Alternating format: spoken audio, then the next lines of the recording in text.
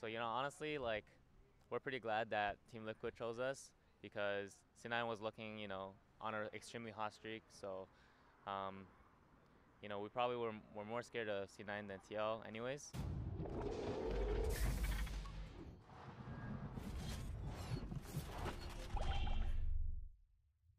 Albert here with Esports Heaven. Here with Cody Sun after a 3-0 victory against FlyQuest, shutting them out of Worlds contention and putting them in a best of 5 next week, semifinals, here at the NA LCS studio to make sure that they get to Worlds, they get to the finals, and Cody can see the world stage yet again. How does it feel to take him down in a 3-0 fashion? People had it as a 3-1, 3-2, but had you winning. How does it feel to make it right and come one step closer to getting back to Worlds? Yeah, going into today's match, I think everyone in our team were pretty confident, and we knew that last time when we played against them, the game was like really difficult because of our like tragic early game, but we still managed to crawl back. So we kind of went into it like thinking that even if the worst case happens, we can still win, and that just gave us a really big confidence boost. So that if we do have a really good early game, then we can just take it home pretty easily. All right, so after having, two great clean games in the first two, coming out to pretty good leads going into mid-game, that game 3, you guys fell behind a fair bit. They had a 1-3-1 comp that they did screw up a fair amount of times, but you were able to expose their weaknesses and just take advantage and close it out in a 3-0. What were the comms like, and what was the feeling like going into the mid-game of that game 3? So yeah, we knew, or in the draft, we knew that they had a 1-3-1 comp, so they probably had a better, any more easily executable early game, and we had a 5-5 comp, so we were confident that if it does go to late game, then we can always win and always come back. So our comms were kind of like trying to stop like the bleeding from the early game, and then try to find catches or windows to force 5v5s, and then just play the 5v5 game. All right. So that leads up to next week. You're playing against Team Liquid. Ryu's looking a lot better than people have him in stock. Coming into today, people were thinking Ryu would be underwhelming, and he's been stomping with high damage numbers on every single game. 2 on Rise, 1 on Cassiopeia. How do you match up against Team Liquid now that you're against them, and it's been 1-8 or so against them the entire year? I mean, traditionally, yeah, we have a pretty poor record against Team Liquid, but I think for us coming into the match this time, we changed our junglers, so we have a very different jungle playstyle and team playstyle as a whole. So I think that we're not too worried going into the match, and either TL or C9, both teams were looking extremely strong, so it would have been a hard match regardless, like who we played against. Um, so honestly, like, we're pretty glad that Team Liquid chose us because C9 was looking on an extremely hot streak. So we probably were more scared of C9 than TL anyways. So it's whatever. But I think that yeah, just with our whole like different team dynamic, we're gonna come into this match as strong as we can, and we're mostly gonna focus on ourselves because we don't really care which team we're up against. We're just gonna play our game and try our best. All right. So you spoke about playing with Onda now instead of Meteos, different jungle playstyle for the most part. How does it feel like playing with someone that's more of a rookie, and although you've been on a team with him in the past in Immortals, going into a pretty big match that might be his biggest that he's ever played in yet to date?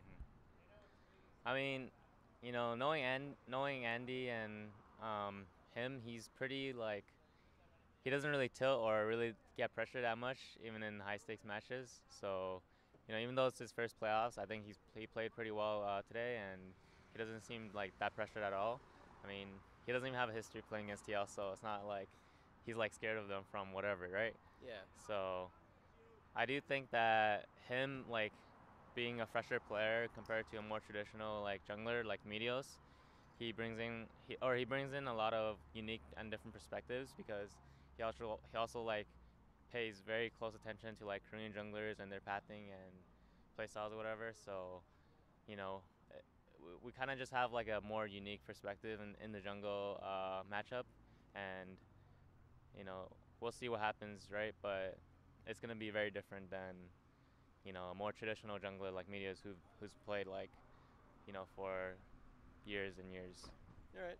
So I actually want to take a step back and look at the coaching and its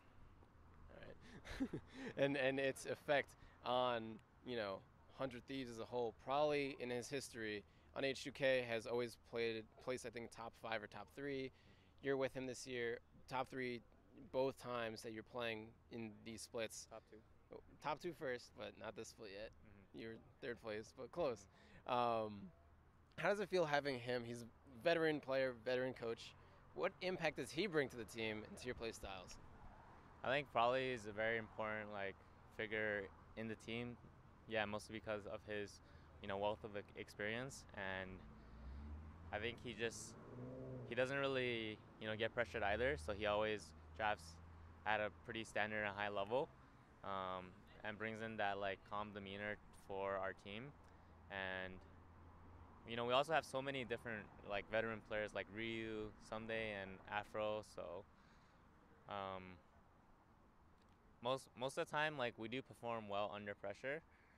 So, you know, I'm excited to play against TL again, and you know, we're gonna give our best this week of practice, and we're gonna give it our best shot next week in the game.